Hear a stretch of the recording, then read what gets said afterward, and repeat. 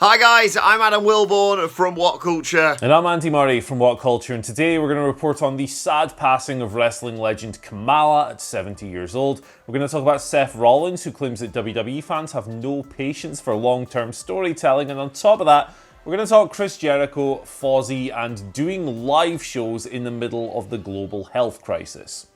Plus, more details have been revealed about WWE's RETRIBUTION faction. Goldberg calls Roman Reigns a joke, and more details have emerged when it comes to Dexter Lumis's injury. This is the news. So we're going to kick things off by talking about Kamala. James Harris passed away at 70 years old yesterday, it seems. This first came to light when Jerry Lawler broke the news overnight, literally like 6 or 7 hours ago on social media. We then had a follow-up from Jason King, who works for ESPN, stating that he'd spoken to Kamala's wife. Apparently last week on Wednesday, he'd actually tested positive for the illness currently ravaging the planet. He was taken into hospital. It's thought that he might have contracted this or caught this from one of his visits to a dialysis clinic. He goes there every week.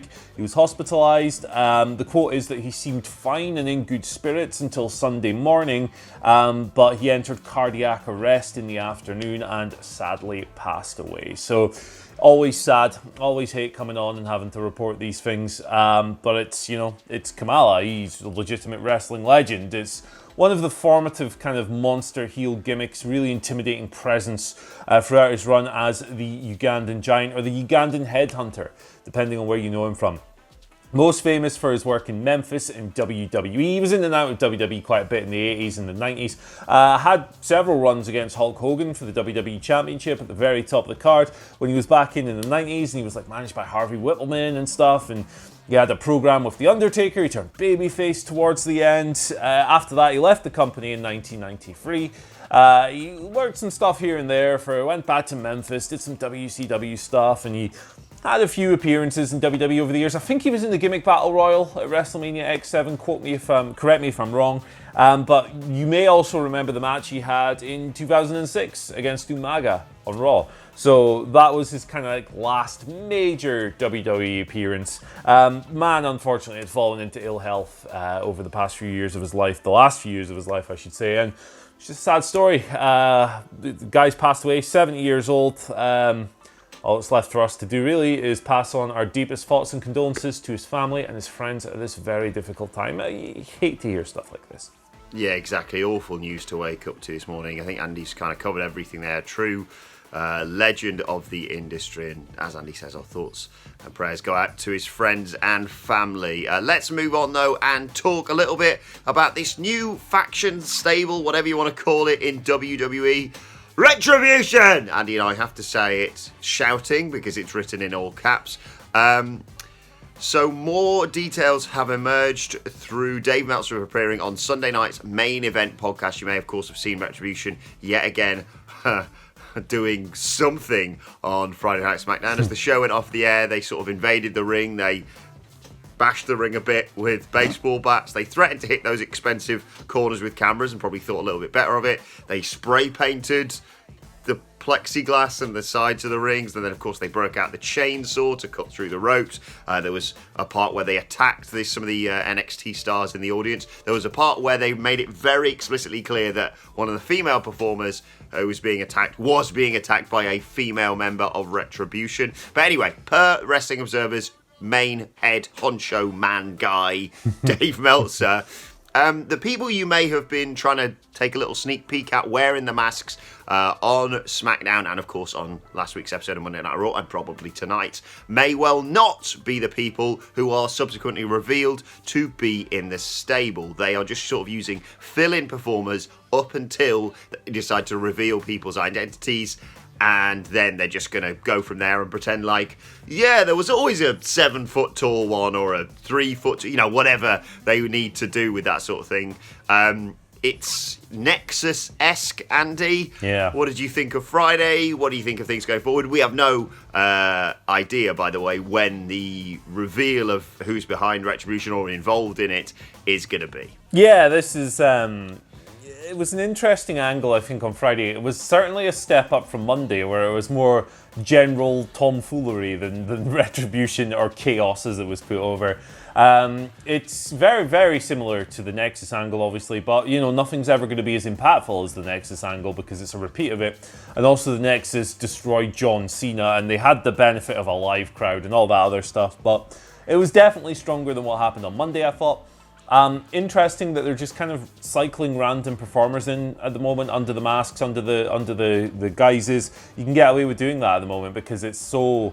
you can only really see, their eyes and stuff. It's very similar in presentation, although, this isn't meant to be a comedy angle, but they're dressed essentially like Akira Tozawa's ninjas. So it's interesting. So confusing. It really is. It's kind of interesting that they're going with two similarly attired groups at once. We've had some names rumoured. I think Dominik Dijakovic, after he kind of blacked out his social media. Tommaso Ciampa's now done the same. Vanessa Bourne, who's been linked with a main roster call-up, if we still call them that. She's been mentioned as well as the potential female. Somebody I saw pinpointed Casey Catanzaro. It's... open season on guesses at the moment, and it sounds like the company are keeping their cards close to their chest, which is good. You don't want to stumble upon something that's going to wreck this for you, but I'm interested to see what comes of it. I think you give everything a chance, right? You see how it plays out, and even if you don't like the first angle on Raw, which I thought was kind of rubbish, you open up and give it a chance to be crap. Or good, whatever the case may be, before just completely unleashing with both barrels. So, yeah, let's see where it goes, man. I think they could do some interesting things with it, and it might be a good way to introduce a Dijakovic, or even a Ciampa.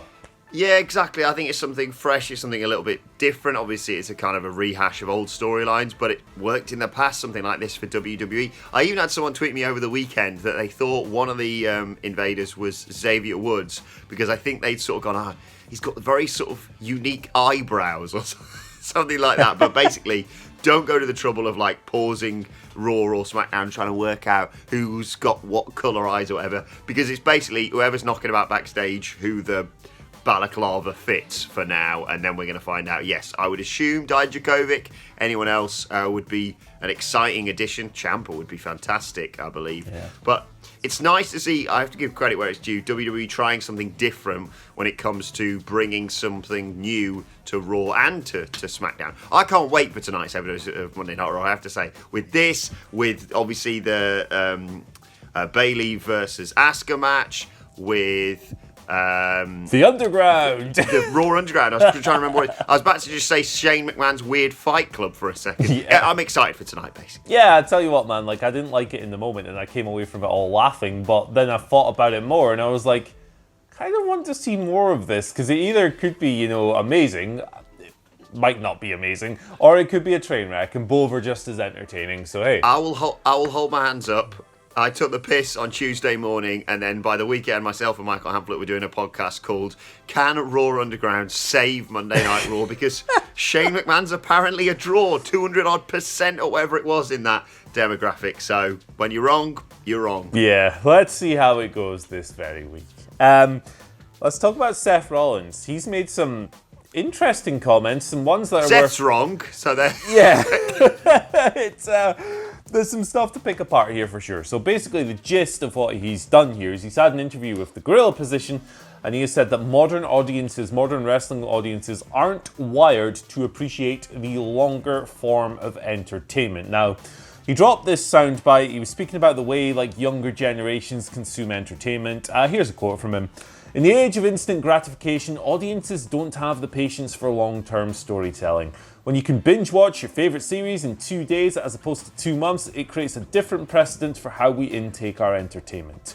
We are consuming our entertainment differently, and wrestling is not immune to this shift. We have to adapt as well to keep up with our audiences. Now, there's some truth to this. There is some truth to this. So, he's talking about consumer trends in entertainment, and I think if you apply these to certain other things, it's very applicable. So there's some scientific studies out there, and almost every single scientist who's looked into this and conducted an extensive thing, extensive study, agrees that the average human being's attention span is a lot shorter than it was like 20 years ago. Some of them, one that I looked up this morning, says that the average, human attention span is less than a goldfish. Shorter than a goldfish. The old thing that we used to go to take the piss out of.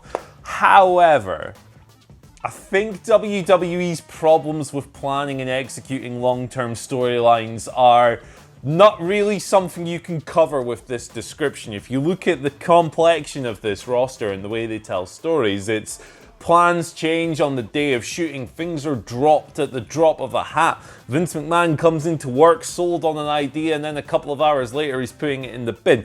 There are things like the Sasha Banks and Bayley relationship, which are exceptions to the rule, and absolutely that's something that's been going on a while longer, and they're doing something that resonates with fans at the moment. But it feels like a bit of apologism from the Ultimate Company man, and I understand why he does this. Seth is a home team guy. He's playing sports teams. He's done this a lot. He loves doing this, in fact. But if you want an example of long-term storytelling and people paying attention to it and investing in it, and proof that if you tell the right story over several years, people will stay focused on it, New Japan Pro Wrestling is doing record business over the past decade. I think they've done something like quadruple the business that they've been doing on the back of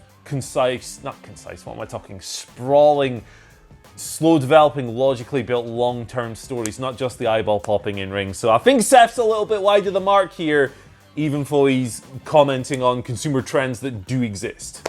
Yeah, exactly. I think he's making a genuinely valid point, and I think he's trying to toe the party line. And I do kind of feel a little bit sorry for him, because I've no doubt that there are many writers in WWE who say, like, right, I've got this story, it's going to run from Survivor Series to WrestleMania, and here's all the plot points we're going to have at the major events, at TLC, at Royal Rumble, at Elimination Chamber, etc. And then, like you said, it doesn't matter if you had the best storyline ever. If Vince McMahon wakes up on the wrong side of the bed, it's gone. Now, like you said, there are exceptions to this, Bayley and Sasha. I would argue also, though, that the eye of bloody Sauron hasn't been on Bayley and Sasha up until recently, that people like Michael Hamflett were just sort of quietly talking about it in the background because WWE hadn't really noticed that they had this spectacular storyline that we initially anticipated might head to the main event of SummerSlam, now may well head to the main event of WrestleMania. I genuinely think that storyline is that good and has such brilliant nuance to it, with them holding all of the gold by hook or by crook. But yeah, I disagree that generally wrestling audiences don't have the appetite for that. You mentioned New Japan. People are going to complain, but I have to point to AEW. They brought in FTR and everyone went, brilliant, FTR versus the Young Bucks, let's go. Have they done it yet? Not really. No. They've sort of fought alongside each other. There's been a few come together, there's a few pull apart, sort of like that. But that match obviously isn't going to happen yet because they want to build to it and really milk what they can out of all the other side plots, I suppose. I've been playing far too many computer games recently, clearly. But also, as we mentioned in the news last week, AEW want to hold off on those major big moments until crowds can come back. And if you want to talk about more long-term storytelling, Hangman Page and Kenny Omega. How long ago was it? Hangman Page propped the title down, grabbed that top rope, looked like he was going to buckshot Larry, his own partner. Everyone went, oh! And then nothing happened. And now you're seeing the cleaner version of Kenny Omega is sort of coming back. Hangman Page get his head turned by FTR. Look, if you build it, they will come. Field of Dreams. What are we talking about? Oh yeah, Bill Goldberg. He's called Roman Reigns a joke because for some reason he thinks fans still want to see this match. Look, I've no doubt that fans would like to see Roman Reigns versus Bill Goldberg, but for me, I'm full on Partridge. I'm full on meh. I don't really mind. I feel like when Roman Reigns comes back, having to deal with an old bald guy, it's not top of my priorities list. But anyway, Goldberg was talking to American Monster Productions' YouTube channel and said his potential WrestleMania 36 opponent was a, quote, joke for all the comments he made prior to WrestleMania, obviously setting up the match that we thought was going to be for the Universal Championship before Roman obviously had to take a prolonged break from WWE due to the ongoing global bastard, which we completely support, of course. Anyway, here is Bill Goldberg's full quote. You're a joke, first of all. And there we have it. No, of course, there's more. Second of all, when he ragged on me about headbutting doors and stuff, I mean... Fair play. Yeah. For you guys to get my character, I had to do certain things. One of them was headbutt the door. Imagine writing that out as like bullet points of your character. Anyway, that may look like a stupid move, but we all weigh the positives and negatives.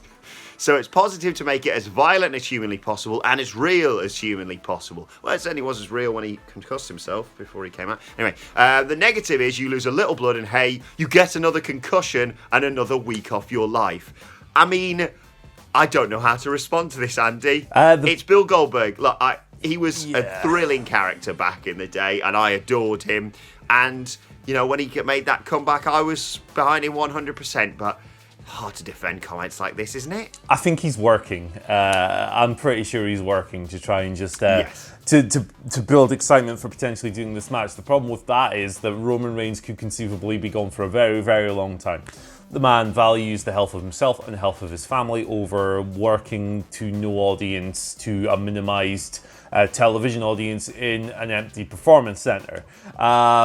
He's not going to do that, and by that time Goldberg will be even older, even more broken down, even less capable of what he once was. We saw it, like, we've seen it in recent outings. He's like even depreciated from like the awesome Brock match at WrestleMania and stuff. Is he capable of something like that anymore? I kind of liked the build to the WrestleMania match. I thought it was suitably intense and so forth, and I was looking forward to it in the moment, but I don't know, it's an increasingly hard sell for me. Absolutely. I want to see Goldberg have another match in WWE, without question. I don't want his last match to be in front of no one. But I feel like when Roman comes back, that wave of fan support you're going to have behind him, I don't really want to go back to, hey, do you remember what happened, 8-12 months ago or whatever, very briefly, and then they have to try and explain why Braun Strowman just got parachute. Just move on and potentially revisit this in the future. Probably you have to have Goldberg as a heel because you can't bring back Roman Reigns a second time from an amazing medical recovery as a heel. He has to be a babyface. Yeah. Anyway, final couple of stories. Should we get on with this? We are fairly rattling on today. Chris Jericho's Fozzy, they're doing live shows for some stupid reason. So it turns out Fozzy did a bunch of shows last week. They did a couple, prompting mass criticism online. There was all kinds of photos of these crowds like bunched together, no masks, no social distancing.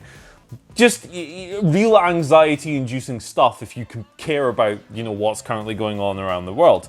Yesterday, they performed at the Sturgis Motorcycle Rally in South Dakota, which will attract 250,000 attendees over 10 days. If you might have seen the photos, everyone was retweeting them, Jericho and Fozzy included. Now, the risks that these moves pose shouldn't need outlining, but Jericho spoke about it on his Saturday Night Special series on YouTube. He said that it's fine because the host states, North and South Dakota, have less than 1,000 cases a day. They're down to that. He stated that the venues are either half empty or they're outside. Officials are handing out masks and conducting temperature checks at the door. Fozzy and their crew are isolating on the bus and so forth. There's a lot to criticize Chris Jericho over here. The measures that he's talking about, half capacity, well, you got people bunched up in the crowd, brother. Temperature checks are not enough. Tests are not enough, as we've gone over several times. Handing out masks, well, nobody was wearing them there. 1,000 people a day are getting it in the state. That's still quite a lot. So it's, at worst, it's very irresponsible. At best, it's very irresponsible, I meant to say.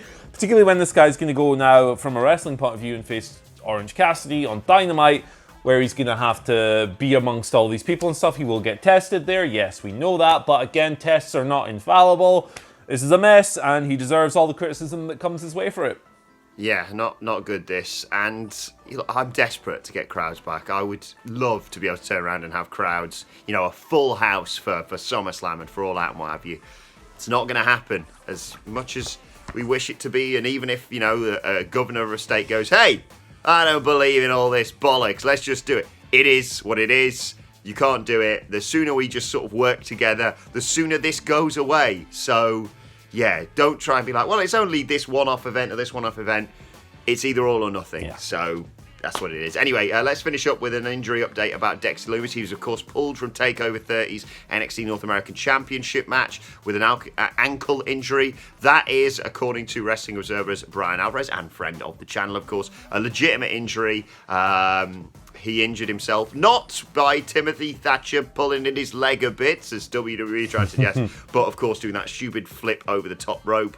Not stupid from him, stupid from whoever, booked that in the match. He didn't need to do it. They, of course, heavily edited the flip because something clearly didn't quite go to plan. He's buggered his ankle. He's out of that, and the injury is 100% legitimate. So don't say, oh, maybe they're going to work him sneaking his way in there. Nope, his ankle's buggered. So there you have it. Right, let's move on to your Twitter questions at WhatCulture WWE. Of course, if you want to get in touch with us. First question today comes from Big Joe83, who says, I was a big fan of TNA in the early days, especially the six-sided ring and the X Division title, which were considered a second world title rather than a secondary tier title. Do AEW have to do something similar to distinguish themselves from WWE, Andy Murray? I hope not. I hated the six-sided ring. I might be in the minority here, but I just thought it was an unnecessary contrivance, and a lot of the wrestlers who speak about their experience in that thing didn't have a really good time with it either. I would hate to see them kind of go down the route of gimmickry to try and differentiate themselves. I think the way AEW differentiate themselves is by looking to the old school booking techniques that they've been using so far, updated for modern palates and so forth, of not blowing wad on major matches, slowly building to things, establishing relationship, dangling little threads and tying them all together at later dates, going for the wrestling-centric product that they go for over WWE, more in-ring action on the average episode of Dynamite than Raw or SmackDown and so forth. So they've also found the company, through their own research, that their biggest draws are matches. What goes down in the ring, not vignettes, character segments, promos, or anything like that. Their audience tunes in for big-time matches. I think that's how they differentiate themselves. They keep it simple. KISS method. Keep it simple, stupid, as we say. That's how I think they do it. It's not the flashiest approach in the world, but it seems to be working for them well so far. Yeah, they did over 900,000 last week, which, unless you're the Undertaker, is establishing yourself as separate from, distinguishing yourself from the crowd, etc., etc. They are different, like you say. There's vast differences, a severe lack of a women's division right now, but still a tag team division that is actually genuinely exciting and competitive. But let me put this out there, Andy. 4-sided ring, 6-sided ring. What about a 3-sided ring, right? And then that triangle makes the top half of an A that spells AEW. So just a thought. Just a thought. I'll message Cody later. Second question today comes from Courtney Sampson, who says, any chance Raw or SmackDown could link... You haven't written this properly, so I'll correct you here, Courtney.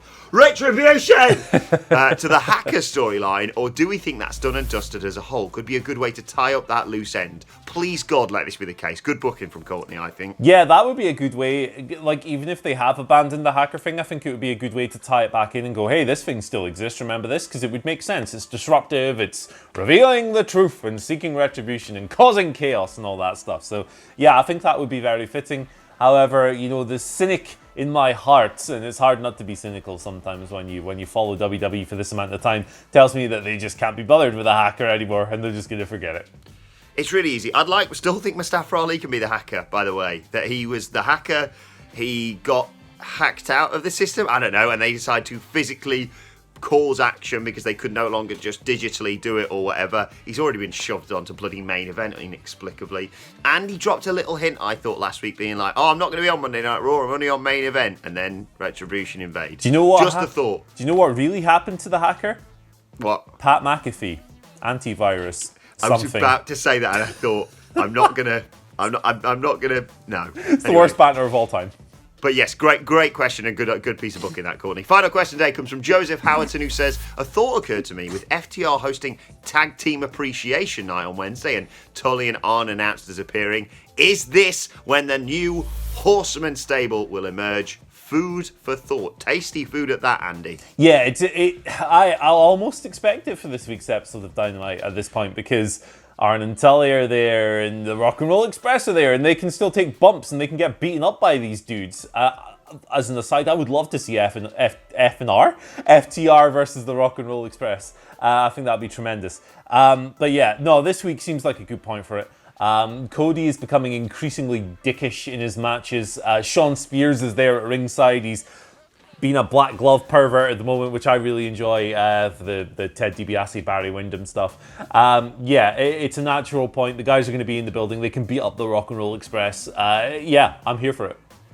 Absolutely, and more MJF references, no doubt, when he talks about war, famine, etc., etc. I just love all that. Yeah. Can't wait for Wednesday night again. God, it's going to be great. Both shows, NXT as well. Let's move on to today's, and finally, in a little just sort of public notice, I suppose, this. Of course, the Young Bucks disappeared from social media a while back. Matt Jackson popped up on Instagram to sort of update everyone on him and his brother, saying, I applaud anyone who decides to take a break from social media, especially the toxic world of Twitter specifically. We logged off when threatening messages were sent to us regularly, and finally the last straw came when Google Map images of our homes were being tweeted to us. Don't do that. Yeah. Don't be an arsehole. It's been a nice break for our mental health. If someone decides to sign off, good for them. So yeah, if you need it, there's no shame in it. It's probably even just a good idea, even if you feel like you don't need it. Just take a little bit of a break from social media. Andy, I know you did this a while back. Yeah. You wholeheartedly support what Matt's saying here. Yeah, 100%. 100%. Thing is, when you sign up for a Twitter account or whatever, Instagram, whatever, it doesn't come with a contract that says you need to put up with assholes, right? There's no social anything to be benefited from putting up with these fannies. So I have a method I use on social media, and I found it very effective. If you tweet me abuse or foul or anything just awful, I'm going to block you. If you tweet anyone that I like or respect or know with something similar, I am going to block you. If you send me something, that's not necessarily foul or abusive, but just like a really bad take and it's nasty and mean-spirited, I'm going to mute you. As a result of this, I have a block list that maybe has like 200 people long. My mute list has about 1,000. I barely ever see any assholes anymore. I wholeheartedly recommend this tactic to anyone who finds Twitter in particular just an overwhelming platform. There's so much information coming at you at once. You're not being gotten to, you're not being upset or triggered or whatever words these alt-right twats use. You are taking care of yourself because this is a very trying time and you need to do that. You need to practice a little bit of self-care. Whether that's a little holiday from the platform or whether it's the Murray method of muting every bad person, do what you need to do. 100% completely sport. He says, I would caveat with saying I think it was a bit harsh that he muted and then blocked me for my funny multi-story card. Just a thought.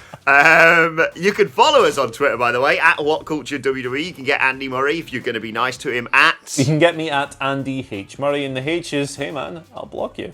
You can follow me at Adam Wilborn. Let us know your thoughts on all today's news stories. Don't forget to like, share, and subscribe. And subscribe to What Culture Wrestling on either iTunes, Spotify, or wherever you get your podcasts from for daily wrestling podcasts. I'm so excited.